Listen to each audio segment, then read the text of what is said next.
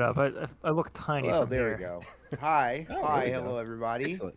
Welcome Hey. to the first one of these night E3 things. As I unmute everybody Cool. on here. My name is CL Foster. This is Turbo Bison, the Twitch channel that I do. Uh, and I have a good number of my friends here to talk about E3, the press conference that has been going on for it seems like 5 years. Every E3, it always feels longer. Um, so we are going to go from order, from the list that we have. And what's going on here? What's going on with my scene? One moment, Like as I gotta Shaggy once fix said, stuff. it wasn't me. Yeah, when I went over it, it adjusts things. That's cool. I love that. I love having to fix these things on the fly. I will say, It might if now We're need you're going a an back to our Sonya. OBS, discussion about Oscar Isaac and Andy Serkis and hot actors. Yeah, I'm here for Yeah. that, we please. can do that. I don't know. Also, Andy Serkis just has like really nice eyes. I'm just like Andy Serkis looks like that.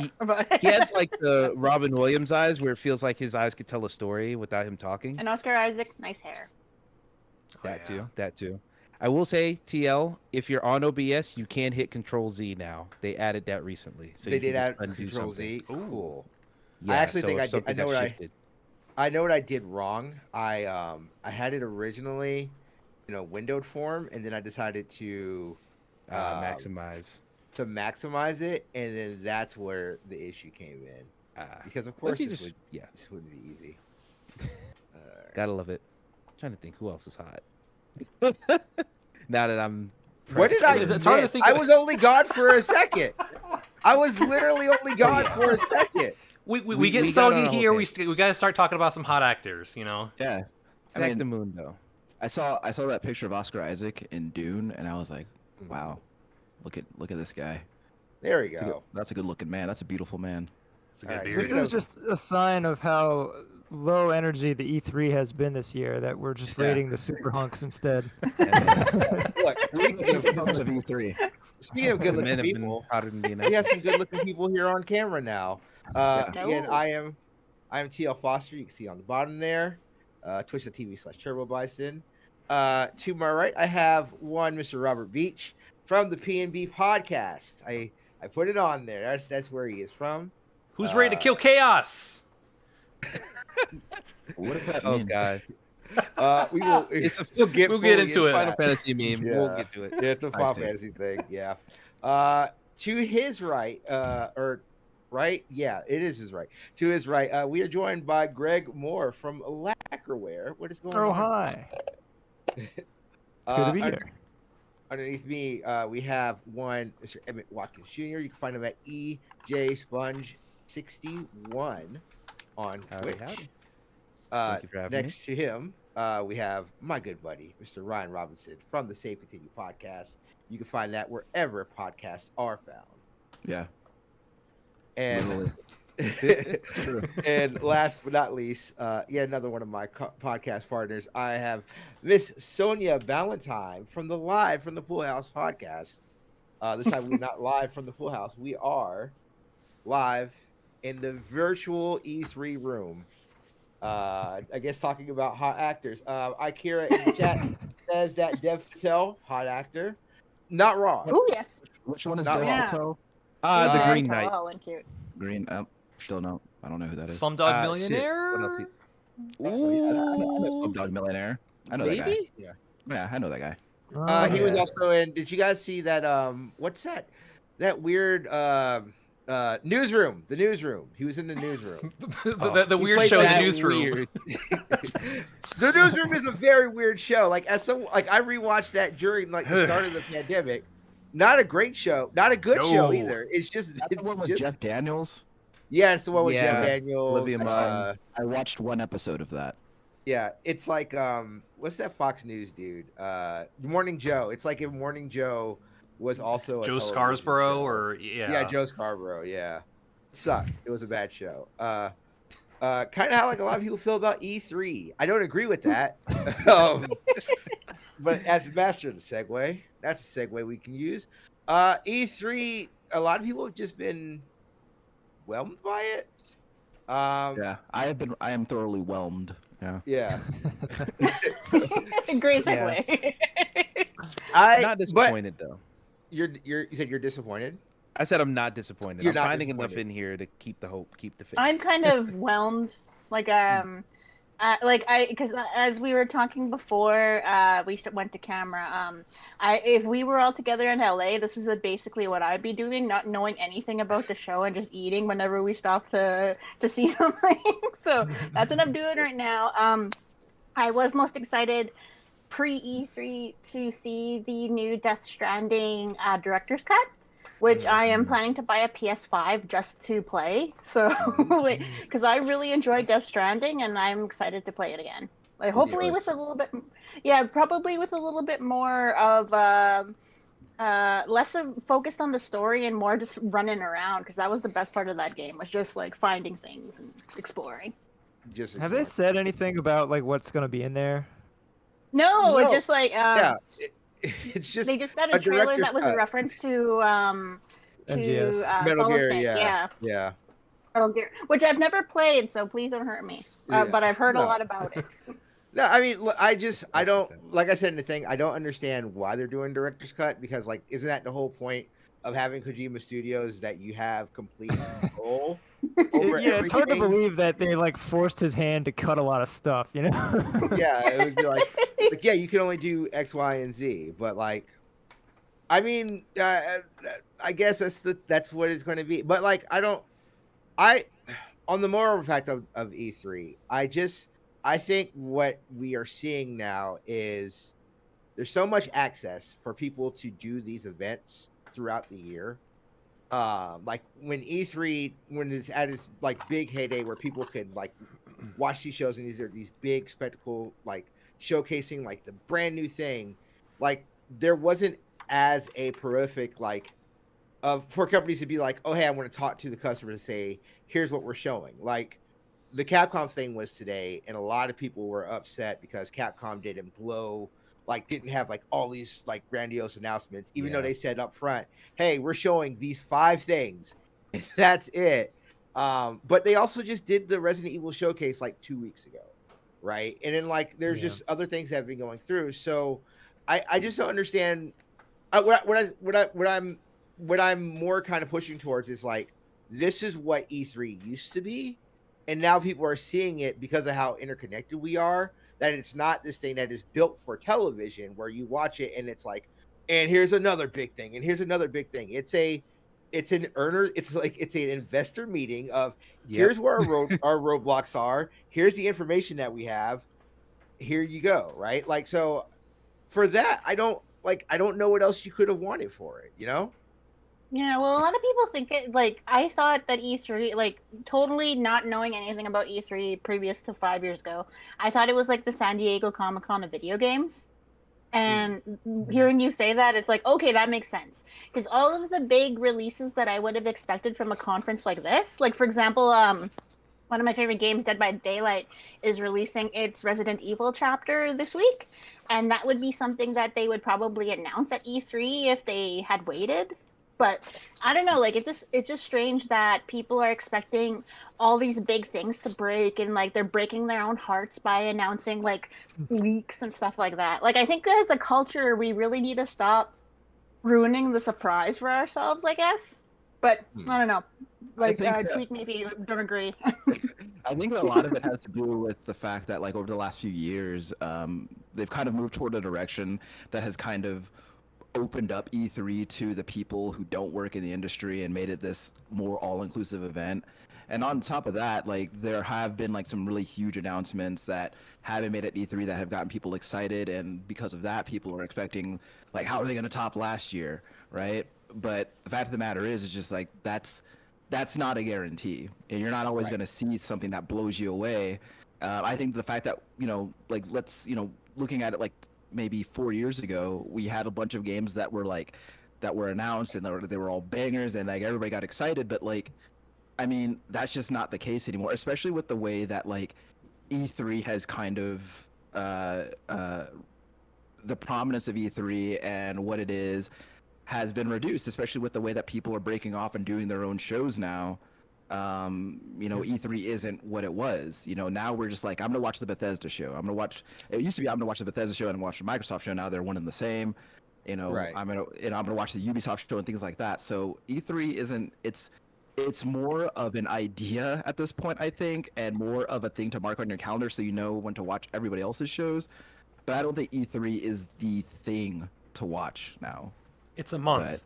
It's not an entire week of announcements. It's just been a slow trickle of like, oh, this week we'll get a Dragon Quest presser about like all the Dragon Quest related content, and then we'll talk about Resident Evil and what we're going to be doing next for that.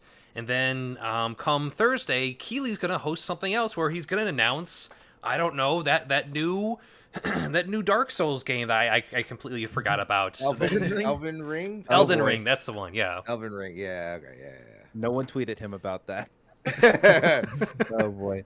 Yeah, I mean, I don't know. I kind of feel maybe slightly differently because I do agree with you that, we've kind of overhyped ourselves into oblivion, and, the relevance of E3 is in question. But I feel like a big reason for that is just because there wasn't an E3 last year. And with that, there was the chaos of people wanting to do something or people just outright not doing something. And then those who wanted to do something not knowing how to organize it. And that led to a 2.5 month long gap of just like, here's a conference here, here's an announcement here, just sprinkled throughout the whole summer. I really like how it's all condensed into one thing, which I like it because, it feels like an event. It feels like a thing you sit here and you watch all the things you care about. I do think that it might not be the healthiest thing because now we're looking at every conference expecting something for us when a lot of stuff ain't for us. Like, I was not supposed to watch that Coke Media stream. That was not meant for me. So, that I don't know who like that was for. It was honestly, I think that was like a recruiting video. I think that was just like, come work at our site, come work at our. Oh, you're talking about the one during the Summer Games Fest. I'm talking about did you actually watch the conference? Because you mean the section with Dark Matter? Or God! No, that was that advertisement during the Summer Games Fest thing Thursday night. That was fine. That was like a recruitment video, but their actual hour and a half presentation where they try to do a presser where, all right, let's do 10-minute developer interviews and have the host have the worst possible mic everyone here has better mics than what they had during that stream. It was so bad. See, and that's the point I'm saying. That's not something that we as a general audience, we're just here to watch some cool commercials. And that wasn't a commercial. That was just like I said, it was a recruitment video. And, they're kind of mismanaging there because I think E3 just wants to come back strong. The ESA wants that big money influx from E3 and it being a whole thing. So I think they're kind of scrambling together stuff, kind of be like, hey, Capcom, give us something, even if it's just whatever, Monster Hunter Chronicles 2 or whatever it was. So I think they're trying to squeeze the rag dry when there's not that much there right now. But maybe next year. One more thing about Prime Matter. I mean, Coke Media. Prime Matter is actually Coke Media, but it's Coke Media Holdings because the Embracer Group bought that division from Coke Media, but they're still calling it Coke Media for some weird reason. Yet also they're trying to rebrand as the Prime Matter kind of label. It's so confusing. When you guys say Coke Media, you guys are like KOCH Media, yes. Right? Like Coke, Coke Brothers, like the Coke Brothers. Oh, exactly. Wow. Okay, I didn't even know that was a thing that happened. No, they're making a polar bear game about soda. Oh, I mean, look, I'd be down for that, or like Santa Claus game. Yeah, man, it was in the wholesome direct. Down for that. Yeah. I don't know, but I did think some really cool things came out today. I'm not sure if you guys saw the Take-Two press conference. I missed that. You should absolutely. If you guys didn't watch Take-Two, that was this morning. You absolutely should because it was more of a meeting type press conference. And Gordon Bellamy had a really good conversation about basically about Black people in gaming and about what is representation, where we go from here, and that's something that's really interesting and really cool that came from E3 that I want to see more of. Yeah. Because he did bring up the fact it's always easy to have black people talk about gaming stuff when it's like something tragic's happened, and then you're like, oh well, we have to hear from black people. But it's like, instead of just doing that, why aren't we hearing these stories from people of color, about just joy and happiness, right? Or just like, hey, we're building this thing up and we have people of color. Like I know we all like when we did the stream, Emmett and Robert and I, like, we talked about Redfall and like how Redfall was really cool. And like I know we've had conversations about like Ryan, you said like we were talking about Horizon Zero Dawn. It's just like, hey, it'd be great to have somebody who could make a black beard, like so like that's a the black thing, right? beard. Because it's kind of like what you were saying, which is like, because it's one of those things where a lot of the time media companies will come out and say like, we want to hear from black people, and then you get Take-Two presents the Black Voices collection, right? But like, here's the thing: is that like I think that representation in video games is super important, and I think that it's important for all marginalized and underrepresented people. And I think that a lot of the time, and this is something that I saw when I was watching the Ubisoft show when they were talking about Rainbow Six, is like one of the terms that I see a lot is forced diversity, which whatever that means, I don't know what that means, but like whenever you see like a woman or a person of color or someone on someone who is not heterosexual, you see there's like, this is forced diversity. So when you have a big company come out and say something about it, it makes you take notice. I'm skeptical 100% of the time. I'm cynical 100% of the time, but I will notice it. Well, related to that, I totally forgot. Like, you just reminded me of the Rainbow Six Siege character. It was a big deal on native Twitter regarding what's the name of the character from Ubisoft's Rainbow Six Siege. First Nation operator named Mina Thunderbird Sky, who is of the Nakota territories in Saskatchewan. So I was really excited to see her, but of course everybody was freaking like, everybody's like, well, this is from Ubisoft. They like had a bunch of terrorists co-opting the Black Lives Matter thing in one of their games and stuff like that. And I'm like, let me have one thing I can like without feeling guilty. To be fair, that was a mobile game that's unrelated to the Siege production. Yeah, but still Ubisoft. But again, that's one of those things, right, where anytime there's diversity of any kind in video games, there's like, oh, well, they're just doing this because of this, or they're just doing it just because of this, where the real answer should be, well, they're doing this because these people exist. Right. So there's literally nothing unbelievable about these, insert group here being in this video game, especially a video game that is supposed to be somewhat grounded in reality, right?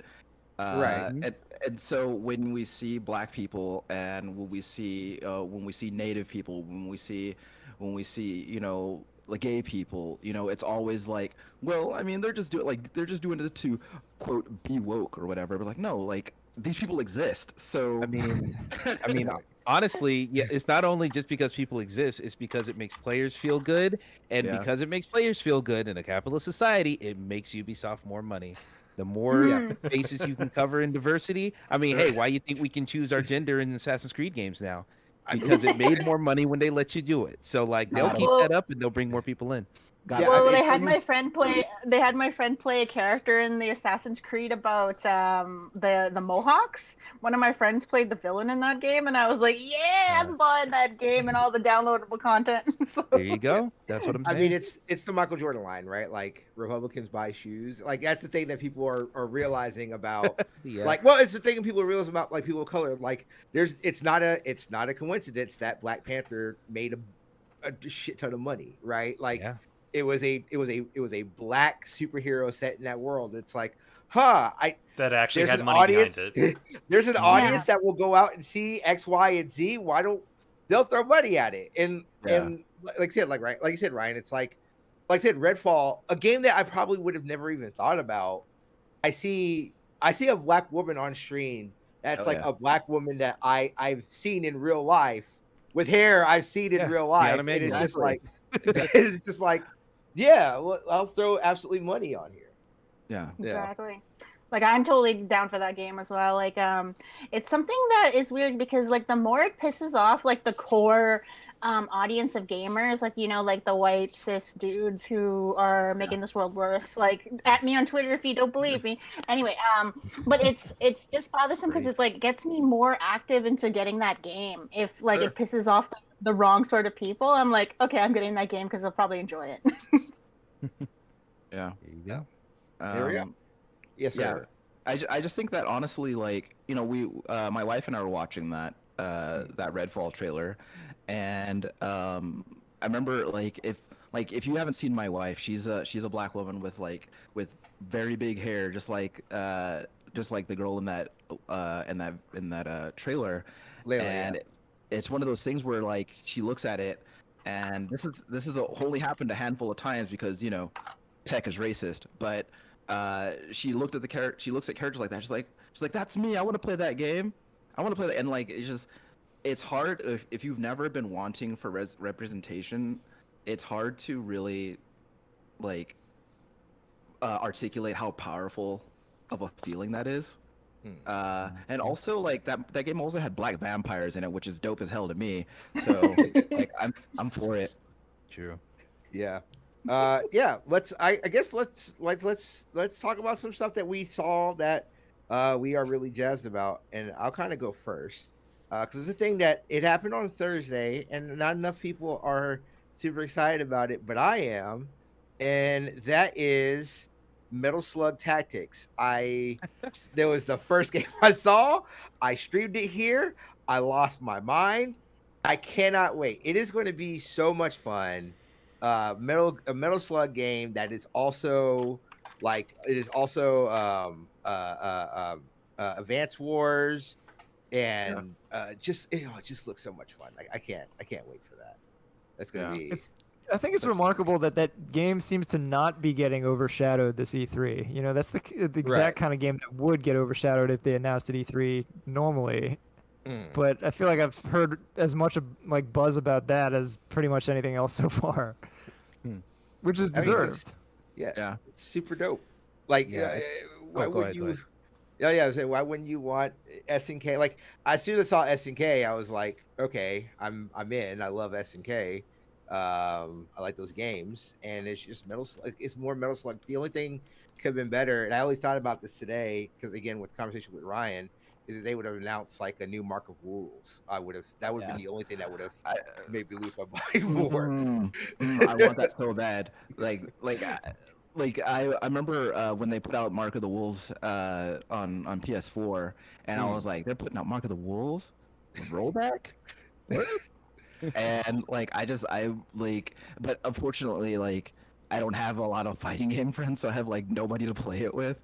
But I worry about SNK a lot, especially with their ownership. Yeah, with their ownership, and like not even that, but like I remember when Samurai Showdown came out a couple of years ago, and like that game did not perform at all, and so I worry about the future of that company. But I mean, the fact that they're still trying, like I love Metal Slug, and I'll take a tactics game. Hell yeah, as long as they say rocket launcher in it. Well, yeah, it sounded like they had the announcer dude. Like they like when they were doing some of like the I guess like pop off or whatever like their super AP moves would be. Like it had like that announcer move kind of set up. So set kind of like voice. So it's really like I'm very interested to see what that was. And then today, again, not to monopolize full time, they announced a sequel to River City Girls, which like if you've not played River City Girls, it's tremendous. It's so good. Pretty certain it's on Game Pass. Yeah, it's on Game Pass. Try that out. So they announced two. They announced River City Girls 2, which is going to be your full-on sequel. And then they're doing like kind of like a retro remake, River City Girls 0, and it has a look of like the old SNK Neo Geo Pocket games, where it's that beat 'em up, but like that kind of art style, which I love. It's like a really weird sprite art style that I happen to love. So definitely like those are like my games. Like, hey, you should definitely get your hands on this if you get a chance to. We'll start down the road. Robert, is there anything you saw that you were super? I think I'll defer to the other guests because I have a lengthy list of stuff I like. Because I watch like just about like every conference, just like I don't know, let's see what's out there. But yeah, no, throw one out. Yeah, let's say just I like the Orcs Must Die series, Orcs Must Die 3. Even though it technically released on Stadia last year, much to Stadia's not real. no. Stadia's not real. Like we could just go ahead and say it. Stadia's it's a fake thing. It's so wild. The I don't think Stadia is bad. I played it. I'm not going to use it, but it's not bad. They did the whatchamacallit thing too. Without I didn't mean to hop over you, but they did the Telerico system and television press thing, conference, television, which I guess we're still doing that. Like I don't know, like yeah. But Orcs Must Die 3, I'm excited. I remember covering Orcs Must Die 2. It's been a minute. I remember the the MOBA that we covered. Oh gosh, when we were kind of sort of press that they had after the second one. Days, yeah. Oh my but God. like let's say, Greg, what were your thoughts? Anything catch your eye? Well, I've been all about Solar Ash, and I feel like I need to like toot that game's horn because no one ever talks about it. But so like Hyper Light Drifter, it's the team that made that Heart Machine. Yeah. Okay. That game just absolutely captivated me. It's probably one of my favorite games ever. And I'm kind of just on board for anything that team is going to do, but it looks like it's sort of in the same vein, except that it's 3D now, and it seems to have a high emphasis on like fast feel-good traversal. You can like grind on these like neon rails that take you all over the place, and then you're jumping on giant Shadow of the Colossus style monsters, and they just showed like a minute of gameplay, but that was enough to renew my excitement for the game. And I haven't heard a peep about it, so I'm using my your time. I did want to ask you because you played a little bit of Sable. What did you think about that? Yeah, just before this, I was streaming the demo. It's cool. I feel like I probably had to cut the demo before I got into the real meat of it, but it looks like they're sort of going for a Breath of the Wild light kind of a thing. It's got that gorgeous like Mobius style art style, which is just really unlike anything I've seen in a game before. They have the intentionally choppy animation, so it looks I don't know. I don't know what specifically they're trying to emulate. Like but animating on the twos, that type of thing. Yeah, it's like you've got this run cycle that's just like 4 frames. So it's got this like chop, but it looks really cool. And you have a hover bike.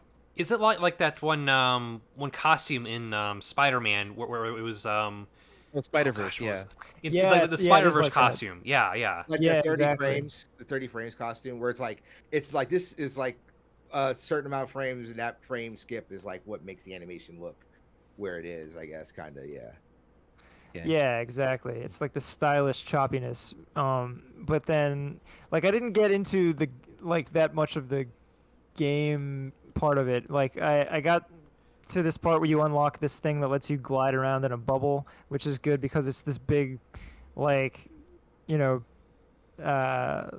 desert landscape, right? So there's lots of vast open spaces, so running around on foot is kind of tedious, but you quickly get this ability to just glide over everything. It seems cool. I'm down to see more.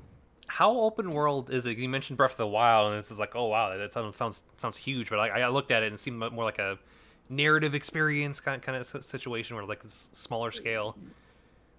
So yeah, from the like half hour that I played, there was more talking than I think you get in Breath of the Wild. So there's one thing it did that I thought was kind of annoying, which is so it's got like dialogue options, and then there's narration, like your internal monologue, and a lot of times it'll like give you a dialogue option, and you'll be one of the options will be like, tell them you're excited. So you choose tell them you're excited.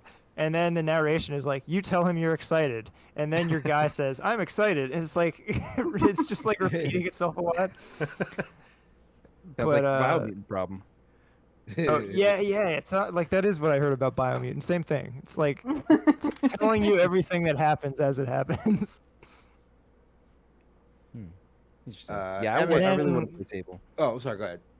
Every hack and slash game that's come up, I'm sure someone's gonna mention some of them. Like Death's Door, that type of stuff.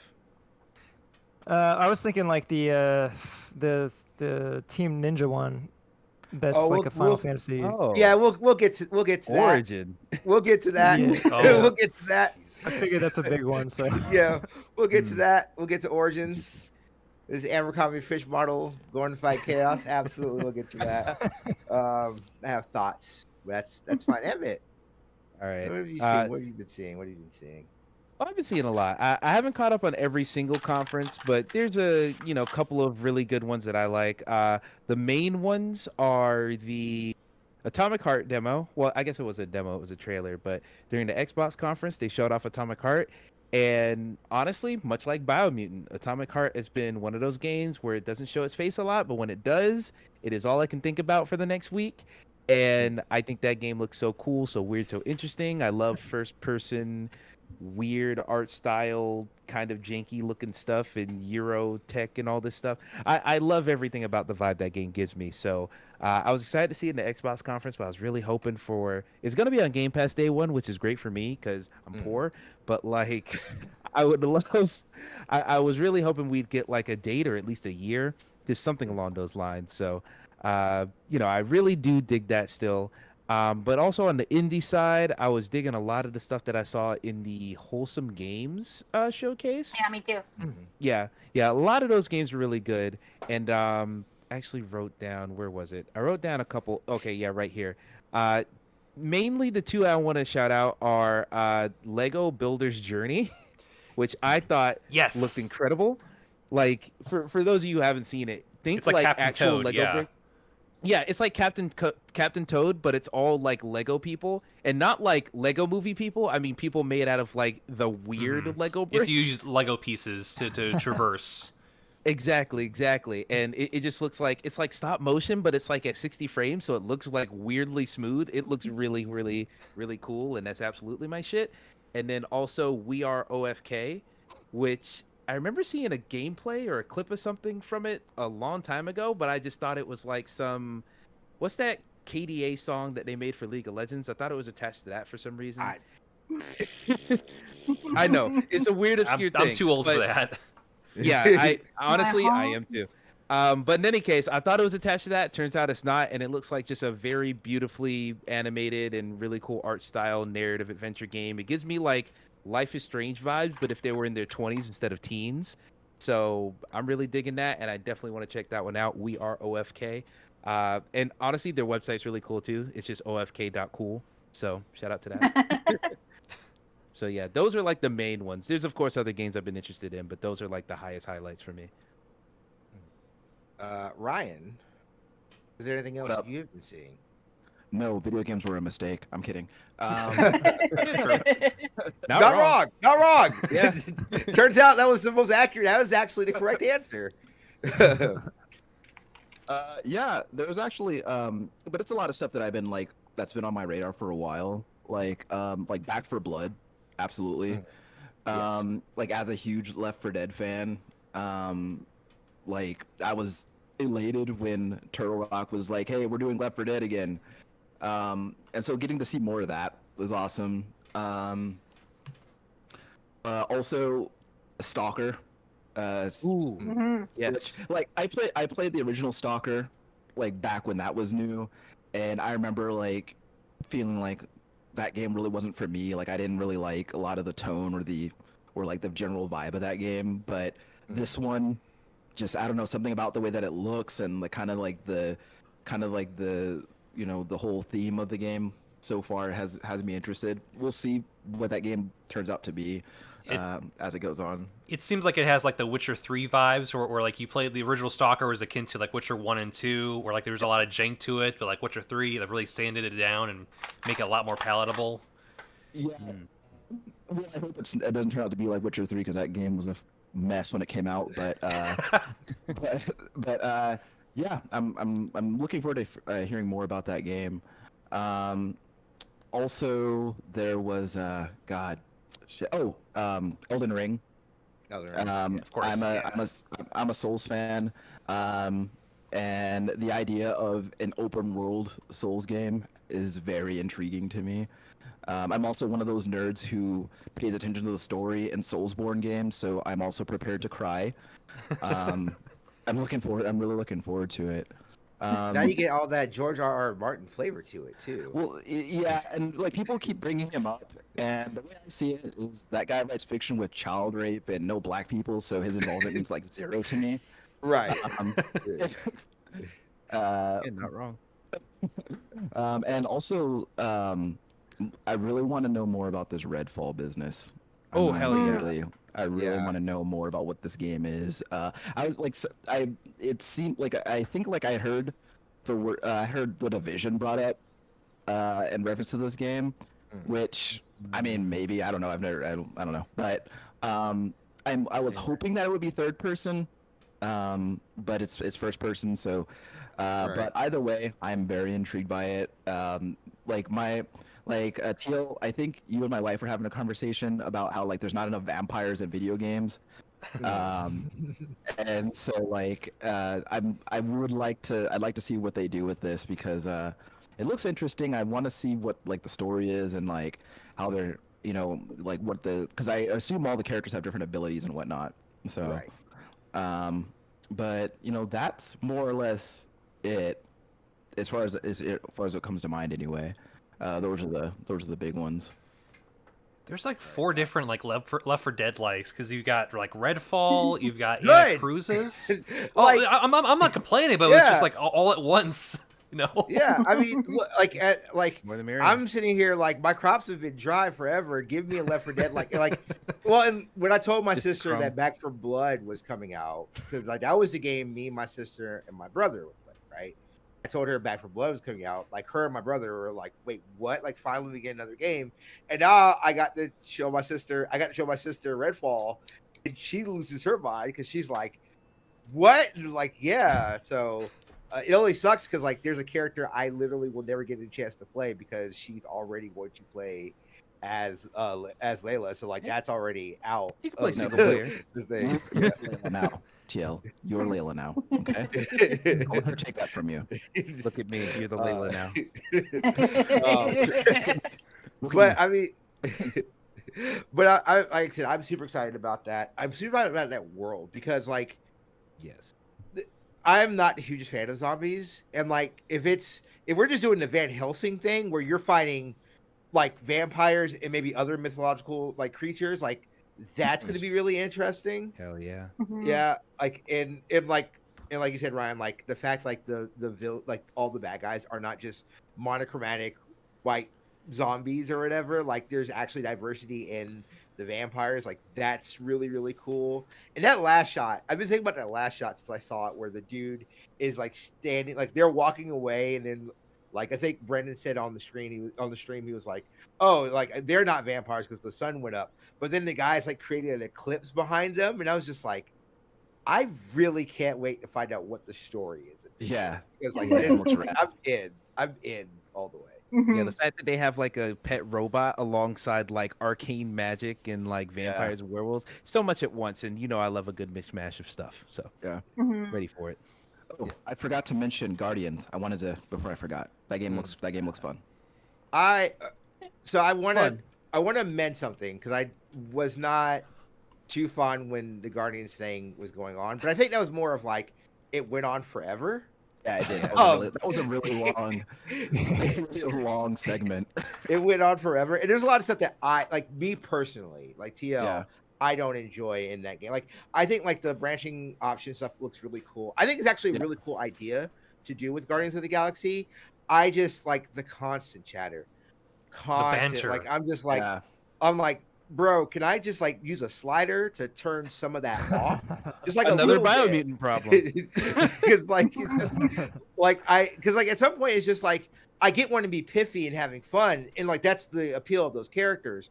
But like in a video game aspect, one of the great things about like a video game is being able to stop breathe and enjoy the atmosphere, right? It's one of the things like practically you could do as a video game, and you can't do it with a lot of other mediums. It's just being able to immerse yourself by experiencing the setting, right? That's what makes it its own character. And if I have like, well, Quill, you got to go get the shit rock from over there like every 5 seconds, and I'm just gonna be like, well, I can't immerse in this. That's just how they set that up, though. Yeah, I think they might have just like condensed all that stuff together, just to give you a lot of it. So it could very well be that the game isn't that, you know. But it might also be that. So and I said on the thing, I'm going to play it, but like, there's a lot to like about it. I think like, and then like we had already streamed Xbox, so I think we were a little bit more punchy too. Like at the time, Square just came at the wrong time. It's like, you know, they were just like, they were in a bad situation. So I wanted to amend to say like, I am also excited about that, even though I was very flippant and dismissive of it because it went so long yesterday. Sonia, is there anything that you have seen that you would like to talk about? Well, all the games that I'm excited for didn't have a showing. Gotham Knights, Death Stranding, what else? There was another one, BioShock 4. That's the one I'm looking forward to. Oh, God, but the ones I'm excited for, I'm so excited for BioShock 4, especially because it's going back to the beginning. So I'm very happy about that. But I am excited for this Breath of the Wild sequel that I'm hearing about. I don't know if it's actually going to come about because it just looked like it was. Yeah, we'll see tomorrow. We'll see tomorrow. We're doing this we'll Monday tomorrow. before the Tuesday. Yeah. Yeah. I bet you're gonna be fine with that. I bet it's gonna happen. Oh yeah, like Breath of the Wild, like when it first came out, really got me through a very difficult film shoot when I was doing a documentary about my family, and just being able to run around and look at beautiful things. Like I used to just watch the sunrise in the game, find the most beautiful location I could in that game, and watch sunrise. And so, like, I'm a huge Nintendo fan. Like, I am consoles forever. Like when you guys invited me to play not Last of Us, the game with the sus. Among Us, yes. I had to use my work PC to play it because I'm like, I don't know how to do this. What kind of hacking do I have to do to get in here? Even like this Discord call was very difficult for me to figure out. Anyway, but I'm excited for the Nintendo stuff. Like I am probably gonna watch a bit of it. I have my Nintendo of New York cup here. Luigi, I love him. So always Luigi. Emmett was throwing shade at Luigi's Mansion 4, but I would legit be excited for one. So Look, you can be excited for it, but just know the rest of the internet would kill their firstborn for anything else. We'll get to them too. We'll get to them in a second too. For their firstborn. No, we'll get to the internet in a second too, because I think they've been acting a little bit much. Some from the chat. Some from the chat. Seen a lot of love for Halo. Halo. Is it Halo 6? Yeah, Halo Infinite. Halo Infinite. I am legit like hyped for that. Like I listed out a bunch of smaller games, but I am generally excited for like the multiplayer and also its story mode. Because I'm hoping it's more of a back to basics for the campaign. Because first couple of games have been more about like, all right, you're playing a level. It's more about the vibes, you know, less about like let's like just back in a dump truck of just a whole bunch of lore onto you, and it's just like, I don't know these characters. Who are they? I need to read the tie-in comic. I need to like read the novel to understand like who Fred is. Who the fuck is Fred? Oh, it's Master Chief's old buddy. It's like, how am I supposed to know that? We're watching it and like it's like evil Cortana, and I was like, Cortana with evil? Like what did I miss? Yep.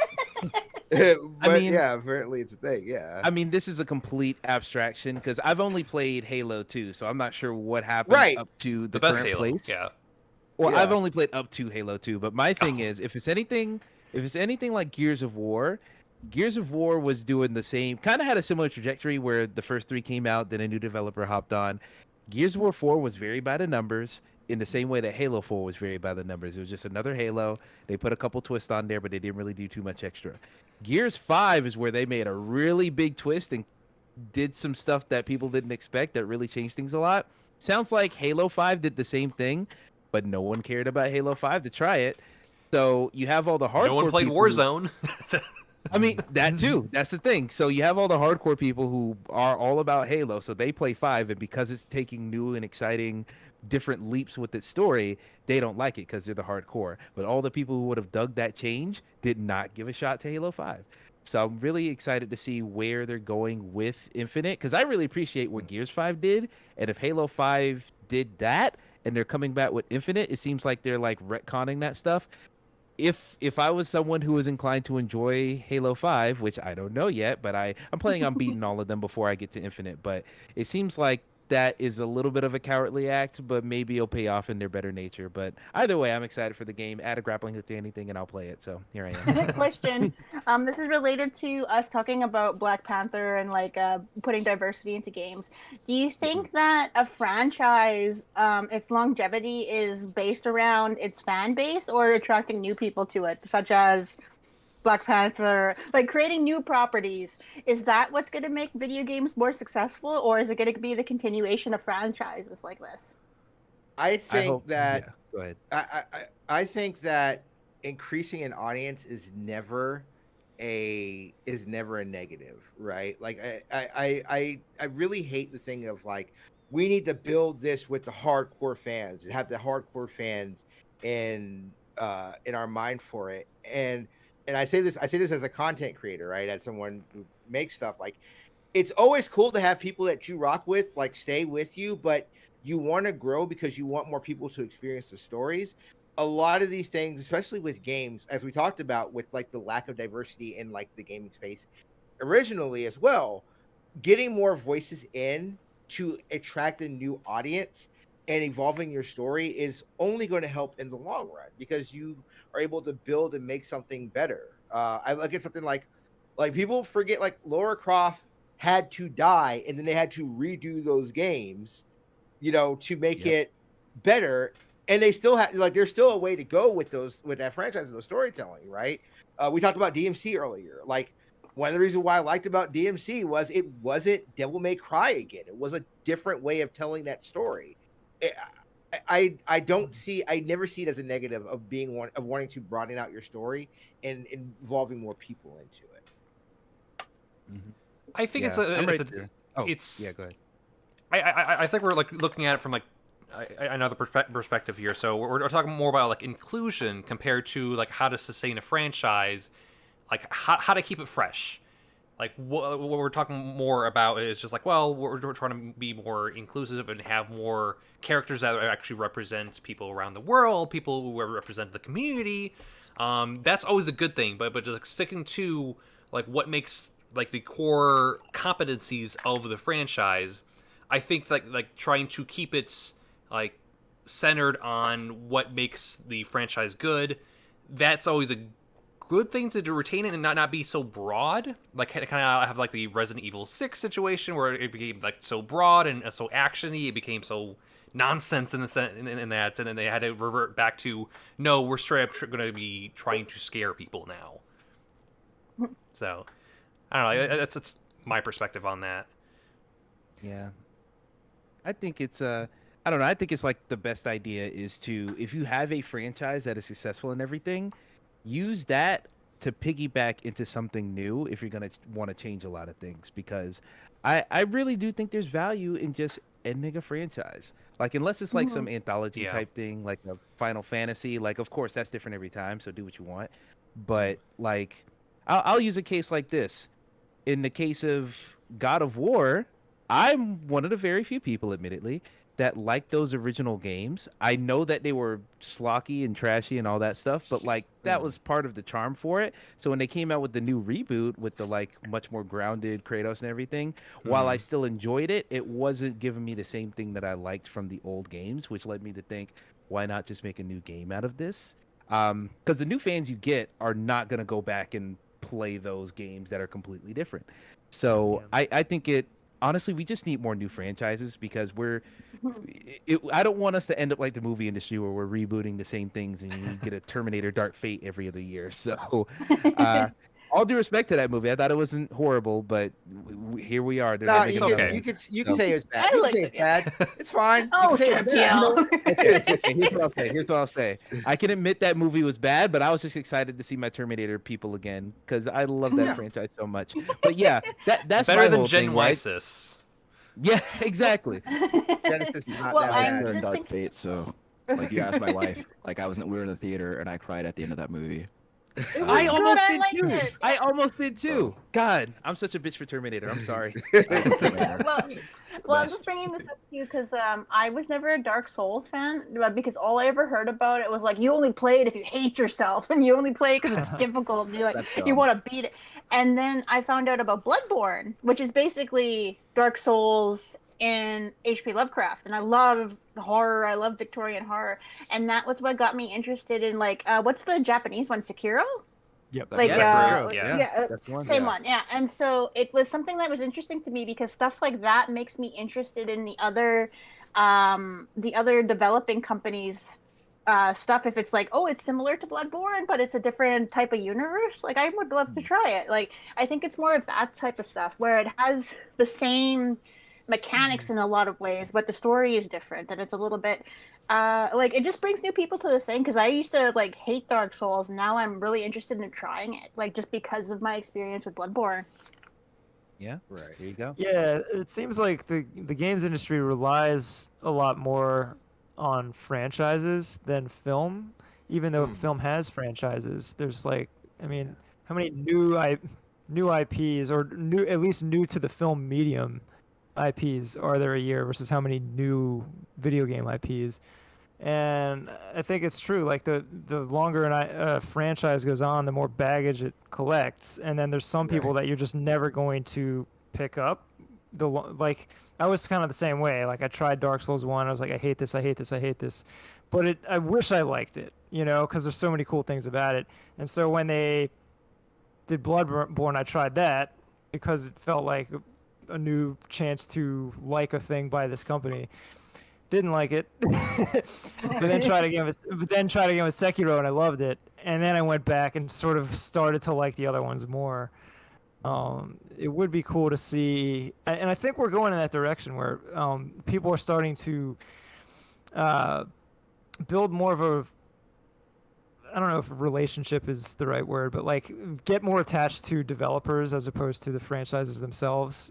And you know, I think at this point, FromSoft can do anything they want, and they've got that core fan base that's on board, and then they might like even have a better chance to get new people if they don't just do Dark Souls again.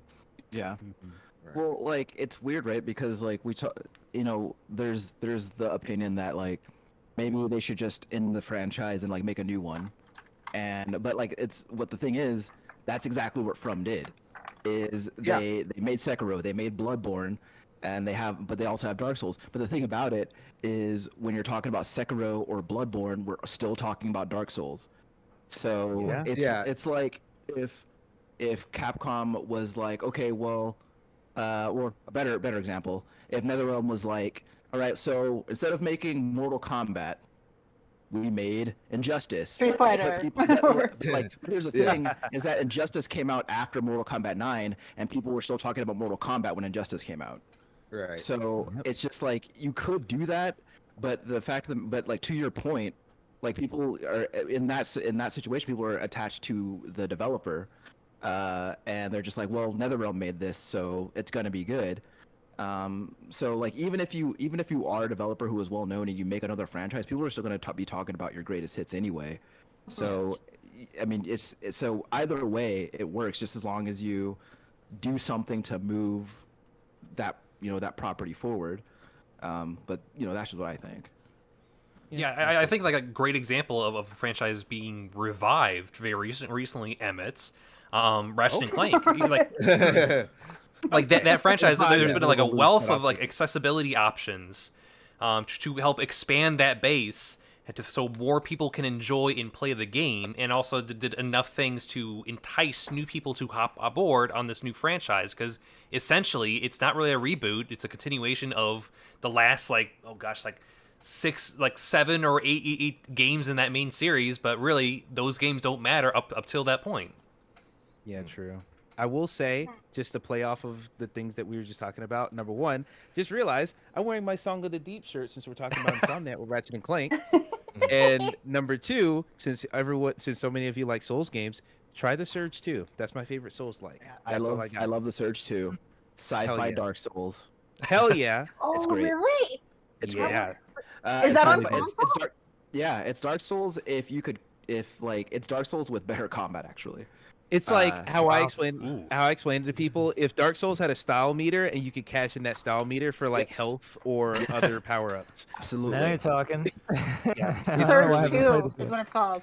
Yeah, the Surge Yeah. 2. It might be on Oh, Game okay. Pass still. That's how I played it. Yeah. And it's on PS Now. I know that for certain.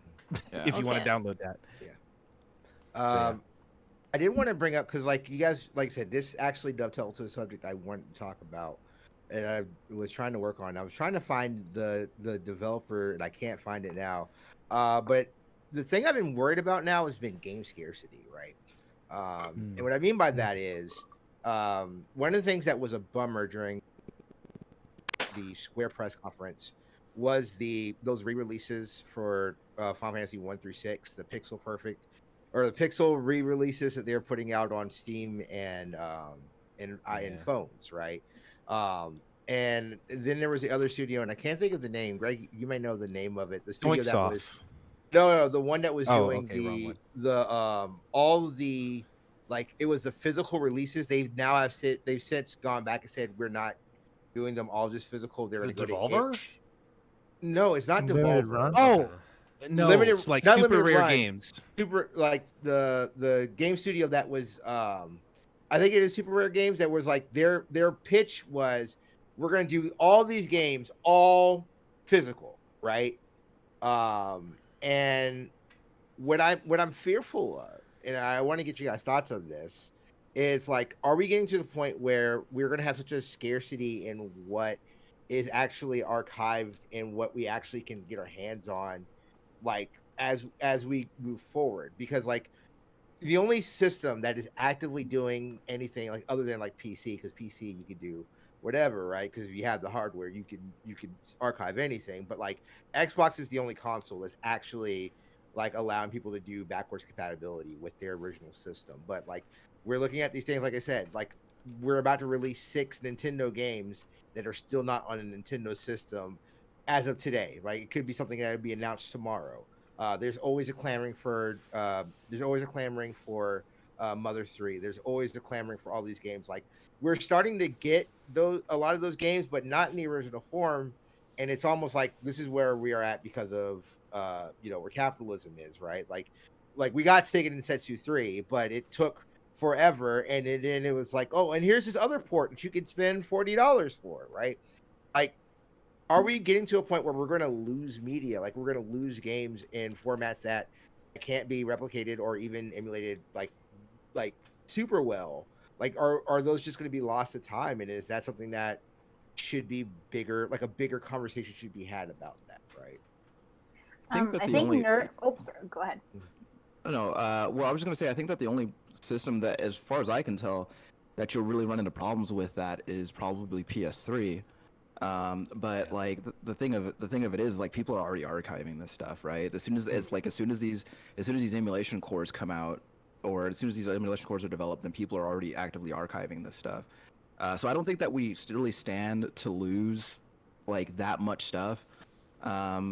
I think that if some point, if the PS3 stuff doesn't get figured out, then we run the risk of that stuff getting lost. Because, I mean, regardless of what Sony has done as far as the store, like, they will take that offline eventually, I assure you.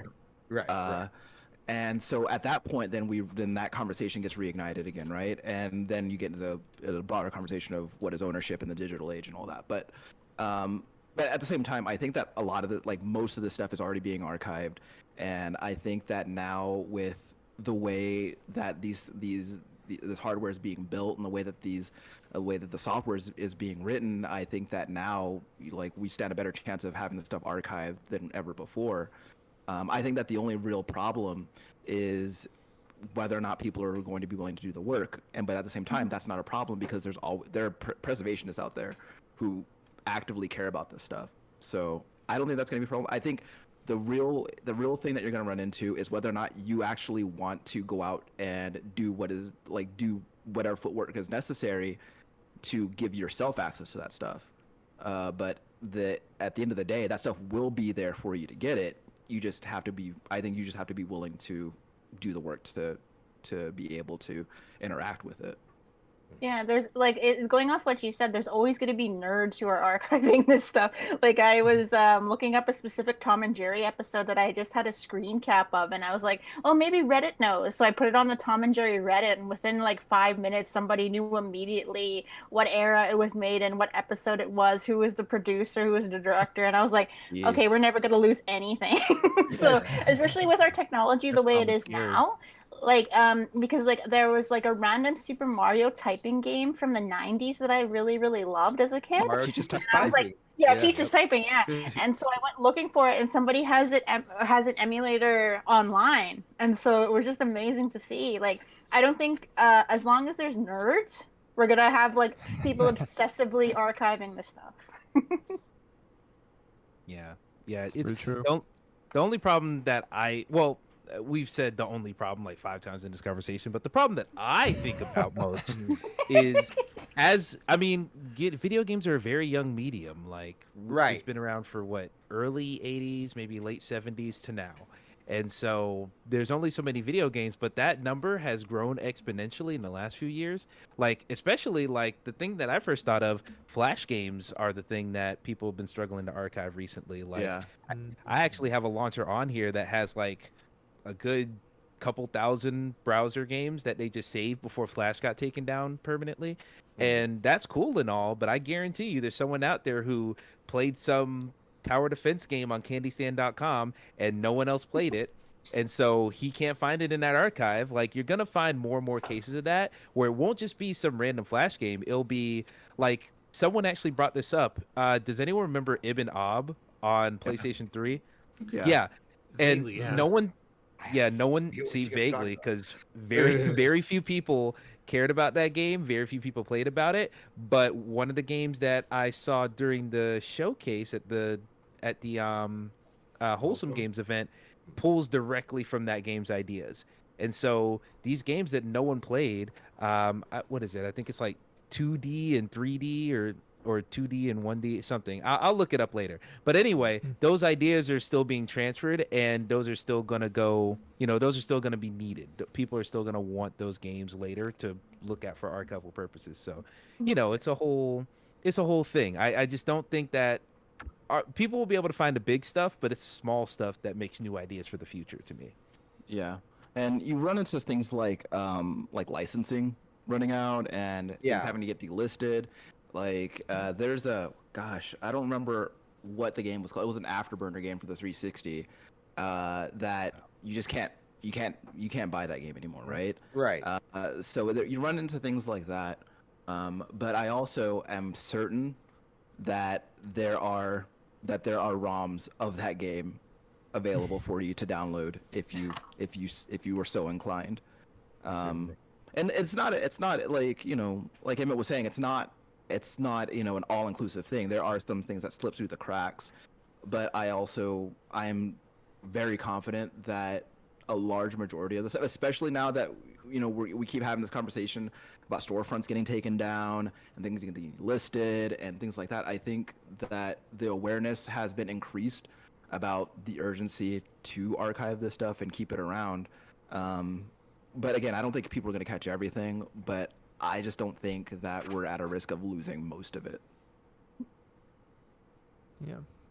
Yeah, I think where my fear comes in is how these things get repackaged. Like, I think that was one of the bummers about the Final Fantasy stuff. It's like, I would have loved, like, I would have loved to buy those things like with a 2D HD remaster, or if you're putting it on the Switch, like that kind of a remaster, like that would, I'll do that. But like, for me to pay $15 again for that's not the same sprite work. Like that's where it's like frustrating. And like you guys said, like yes, there are people who are emulating this stuff. Even with games that haven't come out here, we've had tremendous teams that have been doing translation packs. Like I think of Tomato doing work with Mother 3. Like there's just like all this stuff. Like there's all these teams that are working to preserve this stuff.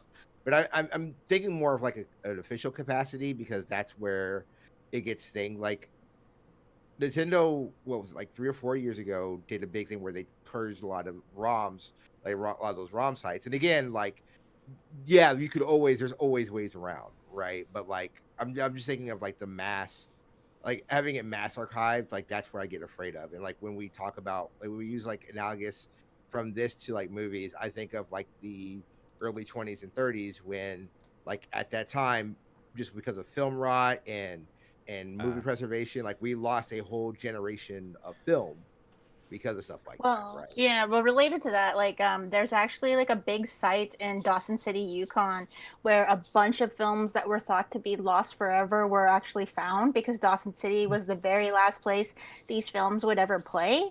So they had like thousands and thousands that they had like put inside of like, I think a basketball parking lot that they had like cemented it, and they were able to save a bunch of stuff that people thought had been lost forever. It's like the ET game, basically. Like we're gonna have that happen in the future. It's like it'll be like Principal Skitter, like Chewie and Obi-Wan, they're all here. Man, you found 34 copies of Ibn in a football field over here.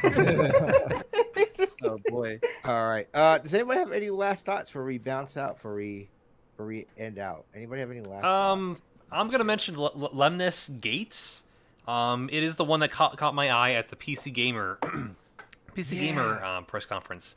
So you mentioned Terminator earlier, and I had a metaphor to explain this game, and that incorporated the Terminator. So the idea is it's a first-person turn-based shooter. Mm-hmm. So when you think about each turn is you're time traveling back to the start of the match, because you play as one character for 25 seconds, and you have different objectives, and obviously you can kill the other player character on the other team. But then, in addition to that, it's just you play for 25 seconds, and then the other team plays for 25 seconds with a certain hero character of the like, and each round you switch back and forth, and you're playing the same 25 seconds. It's just you're playing different characters. So if Team A has as player 1, and Team B has their player 1, and the first team goes and they go for the objective, but then the other team sees all right, I'm gonna kill that other player in that first 25 seconds. You see them, you snipe them, done deal. But then Team 1 can go back and say hey, you killed my other player character. I'm going to go ahead and prevent you from doing so, brother, throwing a barrier or trying to kill that other player character, so you can complete that first character's action, either by trying to collect something, or it's really complicated, but it's really like neat. A time loop shooter. It is it's a time loop shooter, which I feel it would solve the esports issue with first-person shooters, because if you watch an Overwatch match, it is just carnage everywhere. You don't know what's going on. You need commentators that explain things, and even then, it's just all right, yeah, I don't know what's going on. You have to be in the shit to be to understand what do you see. But here, there's a clear delineation of what the action is on screen, because all that setup, where you're placing your chess pieces on the board, and the other team is placing their chess pieces, all in a first person shooter. You can clearly see it's going player by player, and either countering or countering for the objective in a round, and the later rounds are where you could really see how things crescendo, and just see that narrative soon come to fruition. So I don't know, it's real fascinating. I do want to play it. I forget when it's coming out. I think it is coming out this year, but it's it's something that you really have to see and play to believe. Because like Emmett said, it is like a time loop game, or like you only, it's only like 25 seconds of gameplay, but like there's different characters or different abilities, and like you're each trying to like counter your enemy's moves while also trying to complete your own objective and like obviously win the match. Yep. So that is my like big one that like caught my eye that I don't see a lot of people talking about so much. All right. That one's very interesting. Gotta put that on the list. What was the name again? Lemnis Gates. Sounds like- Nis Gates. Sounds like a Yeah. Kingdom Heart. That sounds If like you a type Kingdom it Heart with a lot. game after it in Google, it'll probably autocorrect for you. Yeah, probably. Yeah. All right. We are going to head out. We are going to bounce out. So I do want to thank everybody for joining us. I'm going to let you guys do your plugs. Greg, is there anything you would like to plug other than twitch.tv/Lacquerware? Well, that's the main thing. I stream Monday through Thursdays, 8 to 11 Eastern, usually. Other than that, I've been working on a fan translation of an old Saturn game that never came out outside Japan called Bulk Slash. One of my favorites. And that project's been going really well. We'll have more to show in the very near future, so look forward to more of that. Oh, yeah, I'm on Twitter at LacquerLeaks. Because I couldn't get Lacquerware. What's the genre of that your game that you're trying to translate? Bulk Slash? Yeah, Bulk Slash. It's a 3D like shooting action. You're in a mech that can transform into a flying thing, and it's probably the best 3D that the Saturn ever pulled off. So it's good. Okay. All right. Emmett, anything you'd like to promote other than twitch.tv/EJSponge61? Really, that's one of the main hustles. Honestly, e-search EJ Sponge 61 anywhere, you'll find me. Twitter's the best place. I run my mouth a lot, so find that. VGU.tv is the website I write for, and Players Club Podcast is the podcast I do over there. So check that out. And I'll be talking a lot more about this E3 stuff that I'm doing. I'll be streaming some demos this week. You'll see a lot of that content. So EJ Sponge 61 everywhere, anywhere. Ryan, would you like to promote your stuff, sir? Yeah. So as TL said at the top of the show, Save Continue podcast. It's just video games and dick jokes for the most part. And honestly, the one other thing that I want to promote is I want people to subscribe to the idea that, again, diversity is important. Don't ever let someone argue with you to make you feel like it isn't. If you are underrepresented in the video game or movie industry, then you should always feel empowered to make your voice known, and don't ever let anybody try to reduce that or make you feel small because of it. You have the right to be seen. So. Hell yeah. Always powerful.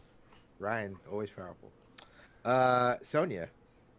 Honey_child at Twitter for the rival tweets. Sonia Valentine on Twitter for the more business side.